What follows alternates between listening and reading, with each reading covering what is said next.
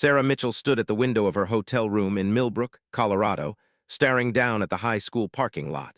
20 years had passed since she'd walked these halls as a quiet, awkward teenager.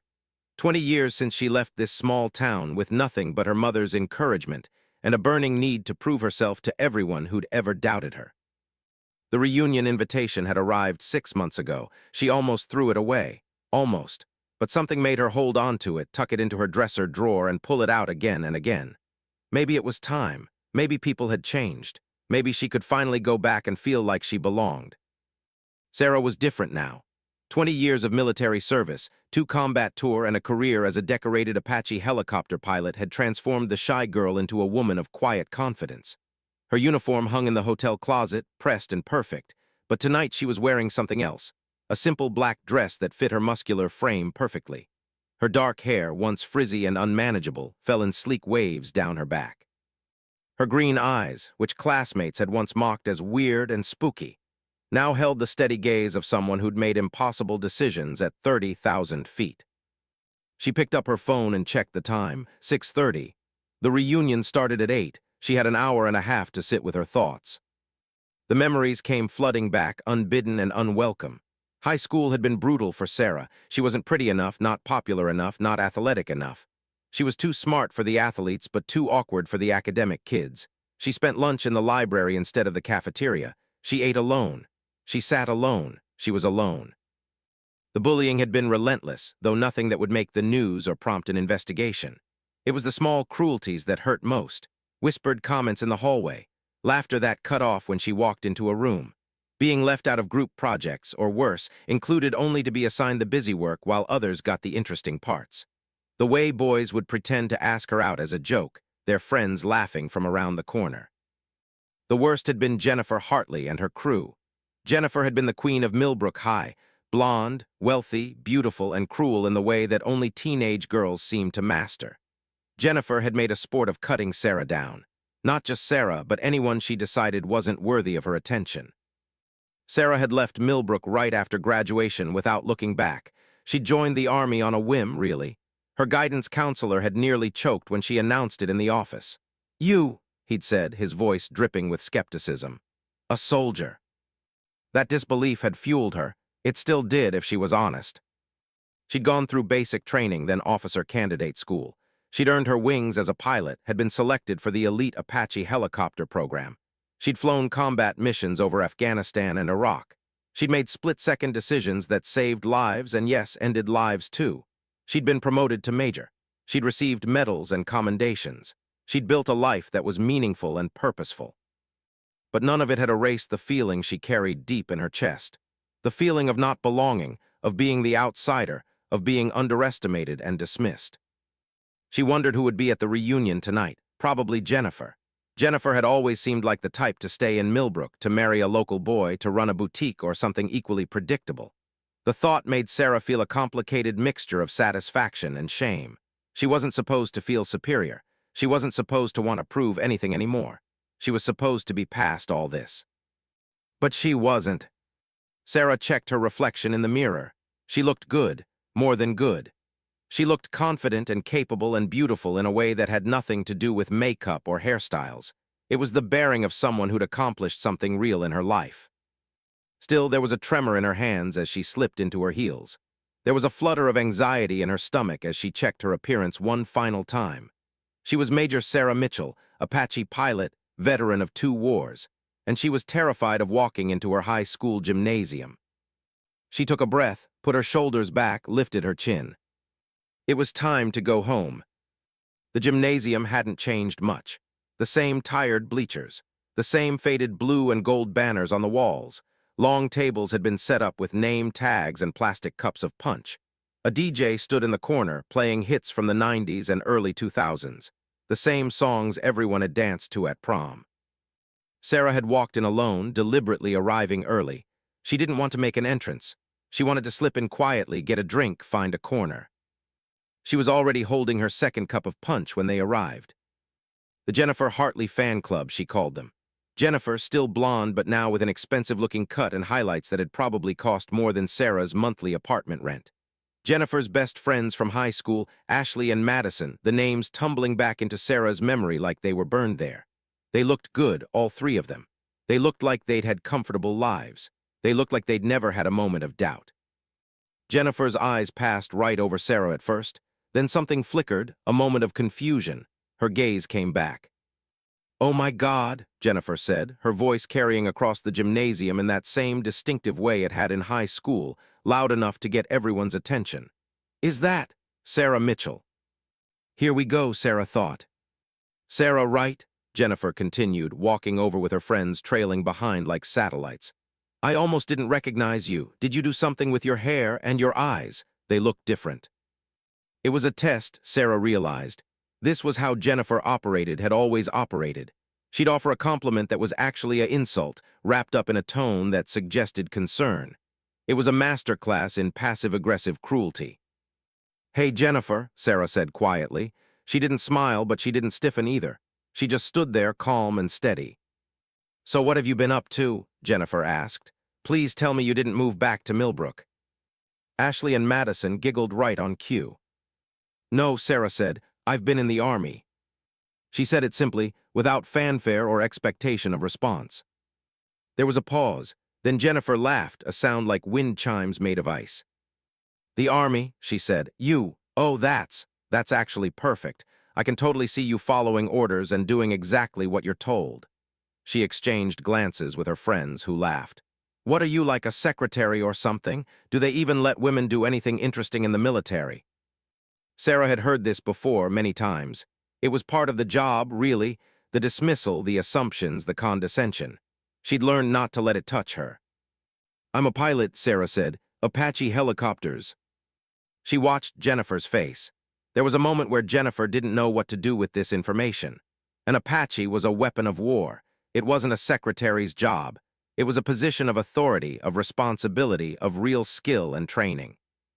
But Jennifer was nothing if not quick on her feet. "Oh, how nice," she said, stretching out the word. "I mean, that's great that you found something you're good at. Not all of us have to go so far from home to feel important, though. I'm running a very successful business here in Millbrook. Ashley's husband owns a construction company. Madison just opened a yoga studio. We've really stayed connected to the community, you know." It was a knife and a smile, delivered by an expert. "That's good," Sarah said, and she meant it.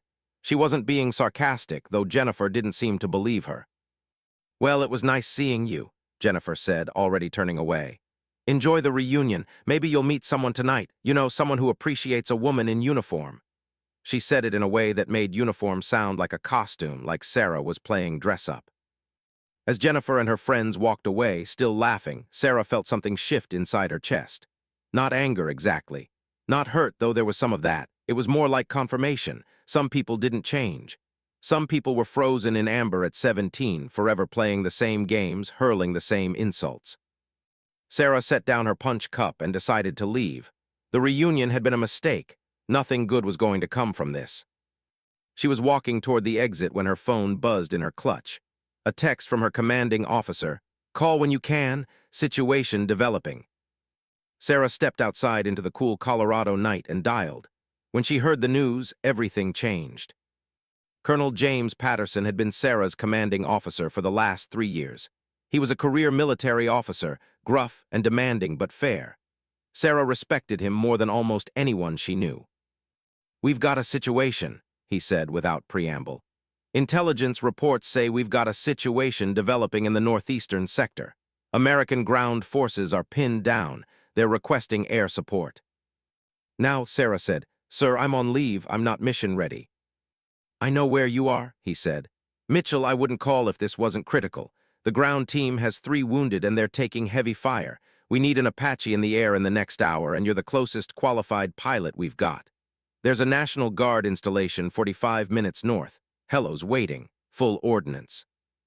Sarah's mind was already shifting. The reunion, Jennifer, the hurt feelings, it all receded like water draining from a tub. This was what she lived for. This was what mattered. "I'm on my way," she said. She hung up and stood for a moment in the parking lot, breathing in the cool night air. Then she walked back into the gymnasium. She didn't care about being dramatic. She didn't care about how it would look. She went directly to the coat check, got her jacket, and turned to leave. On impulse, she stopped by the punch table where Jennifer and her friends were standing, talking to other classmates. "Hey, Jennifer," Sarah called out. "I have to go, work emergency." Jennifer turned, surprised. "Oh, that's too bad. What kind of emergency could possibly?" "Combat support," Sarah said simply. "American soldiers are pinned down. I'm flying an Apache to provide air support. I'll probably be gone about 8 hours minimum, so I'm going to have to miss the rest of the reunion." She didn't wait for a response. She just walked out. The flight to the National Guard installation took 40 minutes. Sarah pushed her old truck as fast as she dared on the mountain roads, her hands steady on the wheel despite the adrenaline coursing through her body. By the time she arrived, everything was prepared. The Apache sat on the tarmac, sleek and dangerous in the darkness, its rotors checked and ready. The weapons were loaded. The flight path was plotted. The ground team's location was marked. Sarah ran through her pre-flight check with her weapons officer, Captain David Torres. Torres was a young man, sharp and steady, someone she'd trained herself. "Situation's hot," Torres said as they climbed into the aircraft. "Ground teams taking fire from 3 positions, building complex about 2 clicks northeast of their position. They're requesting fire support on those buildings." "How many civilians in the area?" Sarah asked. "Intelligence says the buildings are empty. It's a known militant compound." Sarah nodded and raised the helicopter off the ground. The Apache lifted smoothly, its rotors cutting through the night air. They climbed to 3,000 feet, and Sarah turned toward the northeast. This was where she was meant to be. This was what she'd trained for. This was the moment where all the mocking and the dismissal meant nothing, because the outcome of the next hour would determine whether American soldiers lived or died. Sarah had flown hundreds of combat missions. The fear never fully went away. It wasn't supposed to, but it was transformed into focus, into clarity. Her world narrowed to the HUD in front of her, the radio chatter in her ears, and the instruments she'd learned to read like another language. "Ground team is designating target," Torres said. "I've got it on the thermal, building on the east side of the complex." "Roger," Sarah said. She adjusted the helicopter's heading and descended toward the engagement altitude. The Apache was called the Shark of the Sky for a reason. It was a predator, and Sarah was its hunter. She had multiple weapons systems at her disposal: 30mm chain gun, Hydra rockets, Hellfire missiles. Each had its purpose, its effective range, its consequences. "Weapons hot," Torres confirmed. Sarah saw the complex below them, saw the muzzle flashes from one of the buildings, saw the enemies shooting at the American soldiers pinned down 2 kilometers away. She thought about Jennifer Hartley and her expensive haircut, drinking cheap punch in a high school gymnasium. She thought about Jennifer's dismissal, her assumption that Sarah was someone easily dismissed. Then she pushed those thoughts away. They didn't belong here. Here there was only the mission. "Target acquired," Sarah said, firing. The Hydra rockets left the Apache's wings in a streak of fire and light. Sarah pulled up and banked hard left, already looking for the next target. The next 2 hours were a blur of adrenaline, precision, and violence. Sarah and Torres provided close air support to the ground team, engaging 3 different positions with rockets and 30mm fire. They guided in a medical evacuation helicopter for the wounded. They circled above the American soldiers as they extracted from the area, providing cover with their weapons while staying clear of friendly fire zones. Only when they were safely airborne and heading back to base did Sarah allow herself to take a full breath. "Ground team says all wounded are stable," Torres reported. "They're calling it a successful mission, no friendly casualties." Sarah nodded. She didn't feel victorious. She felt heavy. This was the part of her job that civilians didn't understand, that Jennifer Hartley would never understand. Yes, she'd stopped an ambush. Yes, she'd prevented American deaths. But she'd also killed people. She'd destroyed buildings. She'd unleashed violence on a scale that was hard to comprehend unless you'd seen it from the cockpit. This was the cost of what she did. This was what they trained for, what they accepted when they signed up. It was necessary, it was right, and it was still hard to carry. "You did good work out there," Torres said quietly. "So did you," Sarah replied. She meant it. Torres had called the targets with precision, had managed the weapons systems perfectly, had done his job with professionalism. They flew back to the National Guard base in silence. When they landed, Colonel Patterson was waiting in the operations center. "That was excellent work, Mitchell," he said. "You probably saved those soldiers' lives." "How many did we lose?" Sarah asked, the question that mattered most. "None, 3 wounded, but they're all stable. No fatalities." Sarah nodded. That would have to be enough. She filed her reports, did her debriefing, answered every question thoroughly and professionally. It was past midnight when she finally left the base. She drove back to her hotel in Millbrook in a daze, the adrenaline crash hitting her hard. Her hands shook a little on the steering wheel. Her eyes felt dry. It was 2 in the morning when she arrived back at the hotel. She sat in her truck in the parking lot for 10 minutes without moving, just breathing, coming down from the mission. Then she went inside and fell into bed, still partially clothed. She was asleep in seconds. She woke at 7 in the morning to multiple text messages. Most were from her mother, asking if she was okay, if she'd made it back to the reunion. One was from a number she didn't recognize at first. She opened it and read, "OMG, did you hear? Major Sarah Mitchell flew an Apache combat mission last night from the guard base. There were soldiers' lives at stake, and she saved them. Wow, who knew quiet little Sarah Mitchell would turn out to be an actual war hero?" The text was from Ashley, forwarded no doubt from Jennifer's contacts or shared in a group chat. Sarah set the phone down and lay back in bed. The story was out. Of course it was. In a town like Millbrook, something like that would spread like wildfire. A high school reunion, then dramatic exit for a combat mission. It was the kind of story people couldn't resist telling. She wasn't sure how she felt about it. Her mother called at 8 in the morning. "Sarah, oh my God, honey, I heard about your mission. Are you all right? I've been so worried." "I'm fine, Mom," Sarah said, and it was mostly true. "The mission went well, everyone's okay." "I'm so proud of you," her mother said, and Sarah could hear tears in her voice. "I've always been proud of you, but I wanted you to know." After they hung up, Sarah lay in bed and thought about pride. Her mother had always been proud of her, even when she was awkward and bullied in high school. That had been enough then. It should be enough now. But it wasn't, not entirely. There was a knock at her hotel room door at 10 in the morning. Sarah almost didn't answer it, but something made her get up and check the peephole. It was Jennifer Hartley. Jennifer looked different in the harsh morning light. She looked older than she had the night before, more vulnerable. Her makeup was fresh, but there was something in her eyes that suggested she hadn't slept well. "Can I come in?" Jennifer asked. Sarah considered closing the door. She had every right to. Instead, she stepped back and let Jennifer enter. "I heard about your mission," Jennifer said without preamble. "Everyone's talking about it. You saved soldiers' lives." "It was my job," Sarah said. She didn't invite Jennifer to sit, didn't offer her coffee. She just stood there waiting. "I know," Jennifer said, "and you're really good at your job, apparently excellent at it." There was something in her voice that Sarah couldn't quite identify. Not quite an apology, but something in that direction. "I was horrible to you in high school," Jennifer continued. "I was horrible to a lot of people, but I was especially horrible to you, and I just want you to know that I've thought about that. I felt bad about it for a long time." Sarah didn't respond. She waited. "When I heard what you'd done," Jennifer continued, "when I heard that you'd saved those soldiers' lives and that you do that you flew a helicopter into danger to help people, I felt really small. I felt like I was that girl in high school, mocking someone who turned out to be braver and better than I ever could be." "I'm not better than you," Sarah said quietly. It was the truth. "No, you're not," Jennifer agreed. "But you're not what I thought you were either. I thought you were someone who was weak, who couldn't handle the world, who would never amount to anything. And I was wrong. I was so wrong." Sarah studied Jennifer's face. She was being sincere, she thought. That was almost harder to take than the cruelty.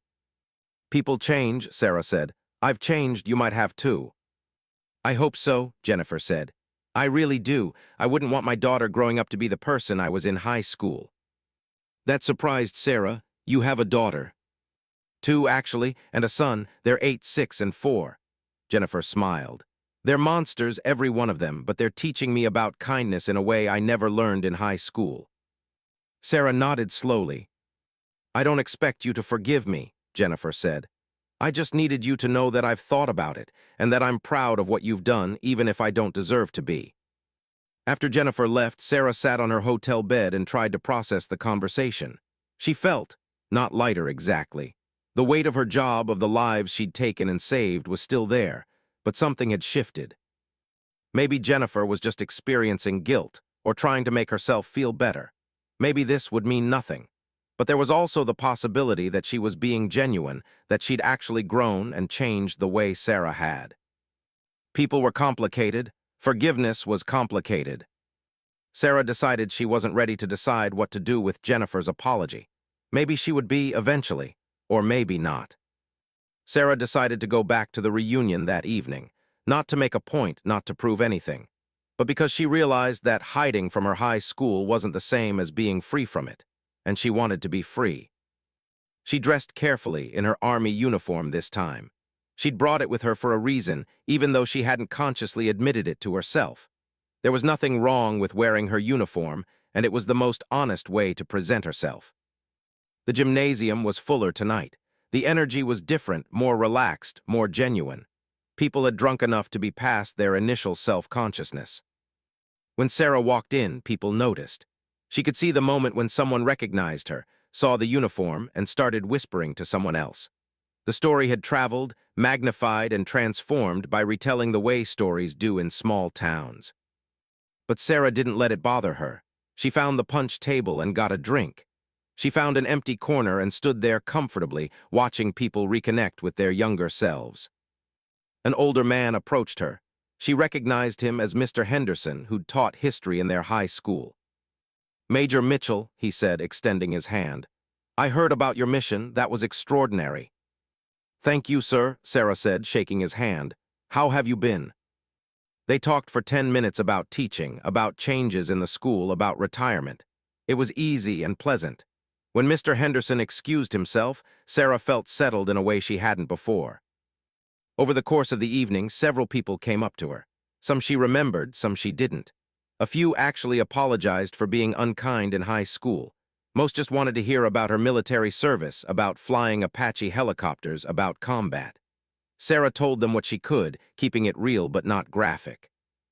Around 10 o'clock, as the reunion was winding down, the DJ made an announcement. "Last song of the night," he said. "Let's make it a good one." He played "Don't Stop Believin'," that song from the 80s that felt more fitting for a high school reunion than anything else could. Sarah wasn't sure why she did it, but she found herself walking out to the parking lot. She needed air. She needed space. She was standing in the cool night, breathing in when she heard the sound. At first, it was just a distant rumble, barely noticeable. Then it grew louder, more distinct. The distinctive thud-thud-thud-thud of helicopter rotors. Sarah looked up. There against the dark sky she could see lights, red and white moving rapidly, and the sound of an Apache helicopter. It came into view over the high school, moving fast and low. Sarah knew that bird like she knew her own body. She knew the sound of its engines, the weight of its presence in the sky. She knew the deadly grace of its movement. It was an Apache from the National Guard base. She recognized the tail number as it passed overhead. Sarah stood rooted to the spot, head tilted back, as the helicopter passed nearly directly over the school building. The sound was enormous, overwhelming, magnificent. The rotors beat at the air with purpose and power. This was a machine built for one thing: protection. This was a machine that could reach out and save lives across impossible distances. This was her machine. This was her purpose. Inside the gymnasium, she would later hear, everyone had jumped. The sound was deafening, unexpected. Several people had rushed to the windows. The DJ had stopped the music. But Sarah just stood there in the parking lot and watched the Apache move away toward the northeast, toward the guard base, toward wherever it was needed next. 3 weeks later, Sarah received an invitation. It was to a special assembly at Millbrook High School. The principal wanted to honor her service and her sacrifice. The entire school would gather to hear her speak. Sarah's first instinct was to decline. She wasn't an athlete coming home to be celebrated. She wasn't a successful businessperson. She was just a soldier doing her job. But she thought about the next generation of kids in that school. She thought about the teenagers who might be bullied, who might think they didn't belong, who might believe that their high school was the sum total of their potential. And she realized that maybe it was worth doing. She went back to Millbrook. The assembly was held on a Friday morning. The gymnasium was packed with students, teachers, administrators.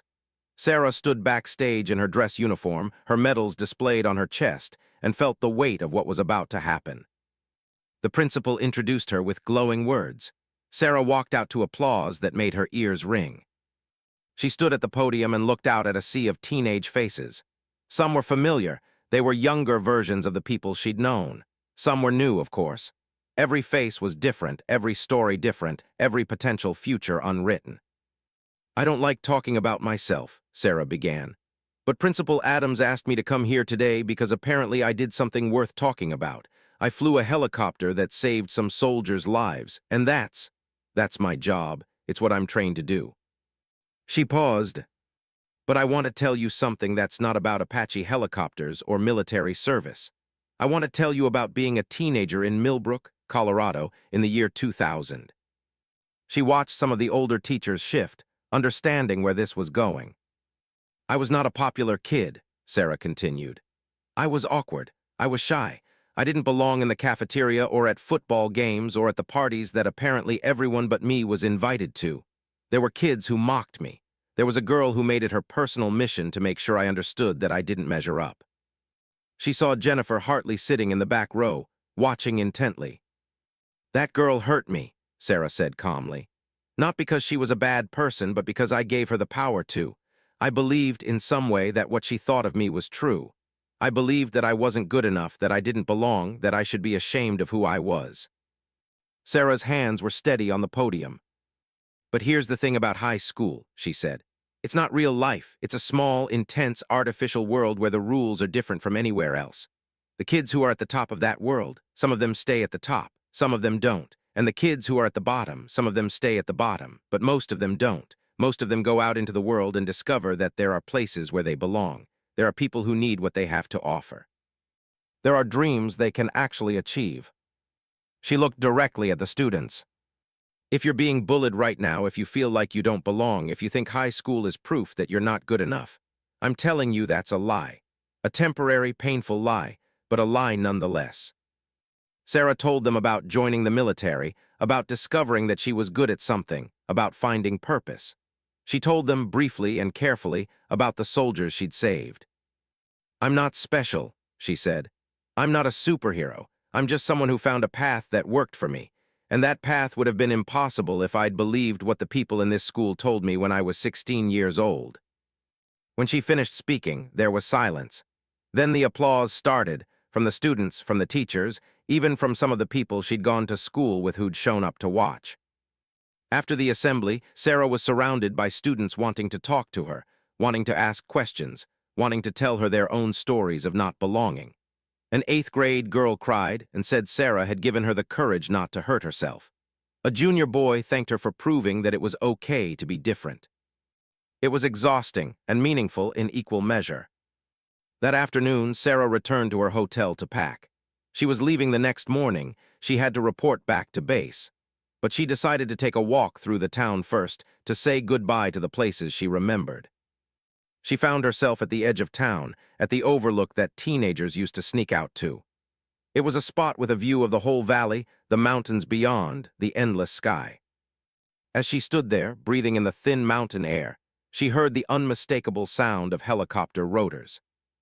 Another Apache approaching from the southeast. Sarah recognized it. It was the same bird she'd seen at the reunion, probably doing a training run from the guard base. It approached her position, then did something unusual. It slowed. It hovered almost directly above her for nearly a minute. Sarah could see the cockpit, could see the pilot and weapons officer looking down at her. She raised her hand in a salute. The helicopter tilted its nose up in response, the closest thing to a wave that an Apache could do, then rose into the air and moved away, heading back toward the base. Sarah stood there smiling, tears on her cheeks, and she thought about how far she'd come. Not just geographically, though she'd certainly traveled thousands of miles, but emotionally, spiritually. She'd come back to the place where she'd been broken, and she'd discovered that she was whole. She'd come back to face the people who'd hurt her, and she'd discovered that she'd already won just by becoming herself. The Apache disappeared over the mountains. 1 year later, Sarah received a letter. It was addressed to her military base, redirected through 3 addresses before it found her. It was from Jennifer Hartley. Sarah almost didn't open it, but something made her. Inside was a handwritten letter on expensive stationery. "Dear Sarah," it read, "I wanted you to know that I saw a photo of you in a magazine. It was about women in combat roles, and you were featured. You looked so confident, so capable, and I remembered our conversation at the reunion. I want you to know that I've thought about what you said in that assembly more than I've thought about anything in a long time. You said that high school wasn't real life. I've been thinking about whether I ever grew up past high school, if I've been living in that same small, artificial world for the last 20 years. And I think the answer is yes. I started seeing a therapist. I've been thinking about the person I was, the person I am, and the person I want to be. My kids have started to see the changes in me. My marriage is better. My life is better. I owe you a debt I can never repay. You came back to a place that hurt you and told the truth about it. You didn't let yourself be diminished by what happened then. And in doing that, you freed me from something I didn't even know I was trapped by. I'm grateful. I'm sorry for what I did, and I'm grateful for who you are. Always. Jennifer." Sarah read the letter 3 times. She cried just a little at the end. Then she filed it away in a box with her other important papers. Because that was the thing about going back, about facing your past, about standing in your truth. Sometimes the people who hurt you surprise you. Sometimes they grow. Sometimes they become people worth knowing. But whether they did or not, you were free. You were finally truly free.